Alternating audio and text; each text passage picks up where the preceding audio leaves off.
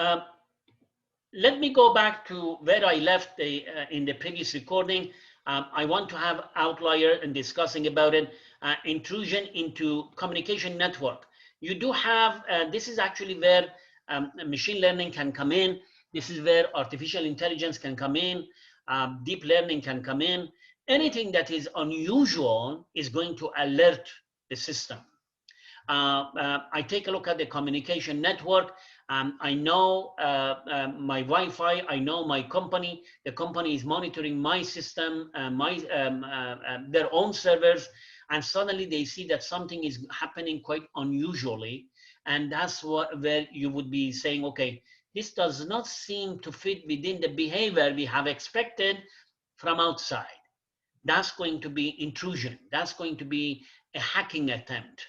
That's going to be basically trying to access illegally the server and the information available on that server. Fraud in financial data is very simple. I have used my credit card. I'm using my credit card in a country X, and I have lived in country X, and my entire address is obviously known. Then suddenly the credit card company sees that my credit card has been used in country Y, country Z. And the credit card company is going to call me. Did you really use your credit card in the country Z? They are going to verify that because this is unusual. So they put a hold on it so that they can come and verify with me whether that kind of transaction was acceptable or not. Fake news, there is nothing to explain. Healthcare analysis, I'm a healthy person and suddenly my heartbeat goes up. I'm a healthy person, I'm losing my vision. I'm a healthy person, I fell off. So what happens is that you can see that there is something quite unusual happening to me, and that's going to be an important analysis in the healthcare industry.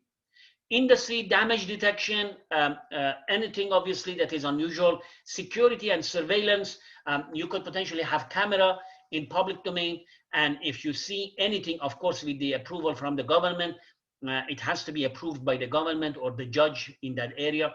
And then what happens is that they take a look at this and they suddenly realize there is a shoplifter or there's someone who is having a backpack, very unusual, moving around, and that's going to be a red alert. So at least you could potentially keep an eye on it. So that's why outliers are quite important. There are different types of outlier analysis, classification, and clustering, of course. We are going to discuss about the clustering belief-free, and then we will be discussing clustering in a later stage as well. This is a simple technique. It is called density-based spatial clustering application with noise, and DBSCAN. You take a look at this image that is coming at you. Remember again, once again, keep the difference in your mind about human intelligence and what the computer sees. The computer only sees a bunch of dots with X and Y coordinates, and this is what is provided to the computer. You could potentially come in and you could potentially say, listen, this looks like a U, this looks like an N, this looks like a T, this looks like a T inverse, this looks like I. So human intelligence is different, right? But you need to have a mechanism in place so that the computer can actually understand what you mean. The way you are going to actually explain to the computer, you're going to go and say, listen, potentially I can potentially put all of these dots together and make them brown, and this is going to be what I call U. And this one, what I call N, what this is an inverse T. Now you can see this is color coded so that you know what we mean by density-based spatial clustering. And there is an easy way of doing it. Before I actually go and do it, I want to explain the density in the following. Take a look at this. If you take a look at this image, they are going to be following a specific rules. You can see that I'm talking about curve. I'm talking about circles. I'm talking about part of the square. If you take a look at this, I'm talking about lines. I could potentially have a set rule for my DBSCAN. And that set rule is actually going to help me identify my clusters. So that's the way, so this is a density-based clustering. And the way, and what it means is that it is based on the density, the number of points per area. So if that's what we want to have in mind, okay? With that in mind, I want to explain an important, basically, a method, DBSCAN method. This method has been utilized for many reasons. We could potentially call it a nearing neighborhood. We will talk about that when we get there. If you take a look at this, I have the XY coordinates of all the points. So I have a bunch of points, and this one is 1 and 5. So I'm going to have 1 and 5 here. So that's 1 and 5. This point is going to be 5 and 6. I do have a 5 and 6. Sometimes it's going to be decimal. So this point is potentially going to be 1.2. So I'm going to say this is 1.2 and this is 2.5. So 1.2, 2.5. This one is potentially 2.8. This is 2.8. And then this is going to be 4.5. So 2.8, 4.5. So what is happening? I do have XY coordinates of the points on my 2D scan. I have this XY coordinates. What I'm going to do, a simple approach is this. Radius around each point, that's going to be my epsilon.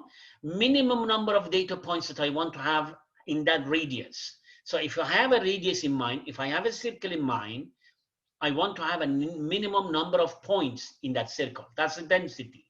So radius and the number of data points are going to be two parameters that I'm going to play with it, okay?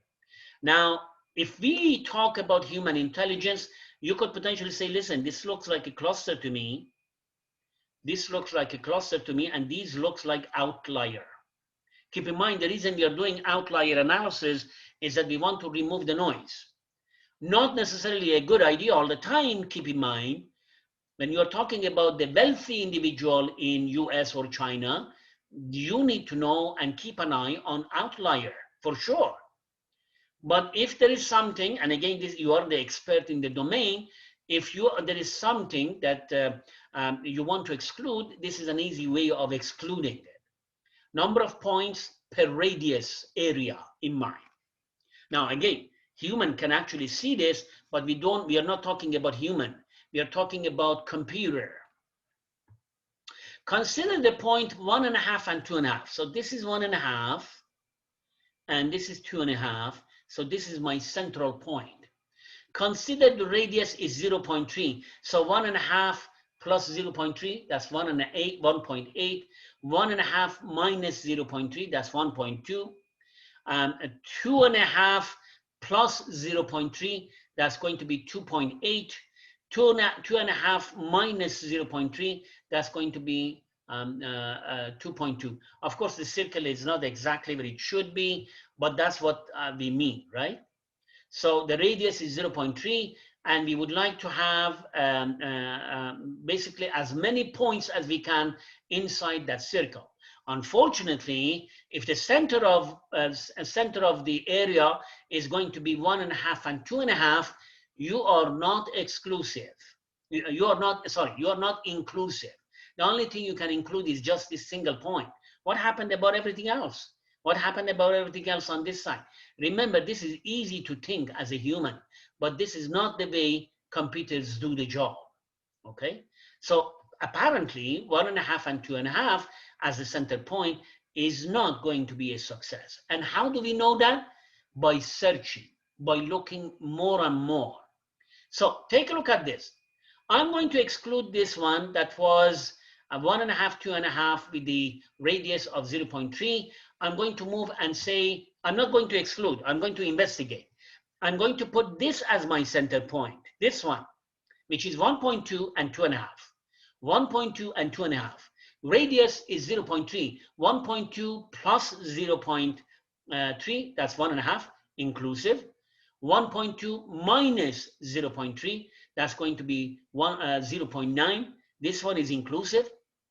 2.5 plus 0.3, that's going to be 2.8. 2.5 minus 0.3, that's going to be 2.2. So as you can see, if I just stick into, I just aggressively push for 0.3 as my radius, I'm going to be including this point and this point only. Therefore, I may have to go and change my radius. If I put it 0.6, situation is going to be different. 1.2 plus 0.6, that's 1.8. 1.2 minus 0.6, that's going to be 0.6. 2.5 plus 0.6, that's going to be 3.1. 2.5 minus 0.6, that's going to be 1.9. You can see with the idea of epsilon 0.6, I could potentially have 4 points in my circle. This is obviously, even with the 0.6 and 4, obviously I'm still considering this outlier. You see, when you get to the point that you have made the clusters that are satisfying the criteria you have, you are going to see the outliers that do not fit within the criteria you had. Okay? So how do we do this? How does the computer do this job? And the way the computer does the job is simple. First, have all of the points, have the epsilon 0.6 and minimum points 4, right? So we made that parameter. We could potentially change epsilon. We could change the minimum points inside. But I'm going to first list the points on a vertical column. And with the 0.6 radius, I'm going to investigate who is the neighbor of 1 and 2 with 0.6 neighborhood. 1 and 2 is this one. 1 and 2 is this one. So I could go 1.6. I could do 0.4. I could do 2 plus 0.6. That's 2.6. I could do 2 minus 0.6. That's going to be 1.4. So if I consider that, I'm going to see that these are my neighborhood points for 1 and 2 with 0.6 radius and minimum points of 4 points. I'm going to continue doing that. Remember, this is a computer job. And I'm going to take a look at this. So this one is going to give me 3 points. This one is going to give me 4 points. That's nice. This one is going to give me 4 points. That's nice. This one is going to give me 4 points. So I can already see that that 2.8, 4.5 is a cluster potentially. 1.2, 2.5 is another cluster. 1 and 2.5 is another cluster. So 1 and 2.5 is this one. That's one cluster, okay? And then 1.2 and 2.5 is this one. And it's the same cluster. So this seems to be repetitive. I just need to choose one of the 2 clusters. And this one seems to be quite a different cluster now. 2.8, 4.5 is this point, and I'm going to have this cluster in mind. How did I find it? Using this table. 4 points and 0.6 become my criteria, and I'm going to actually look at that and find them. Again, you can continue these slides, and you could potentially eliminate redundancy and eventually end up with the cluster selections that you have. With that in mind, I'm going to stop and then go into the third part.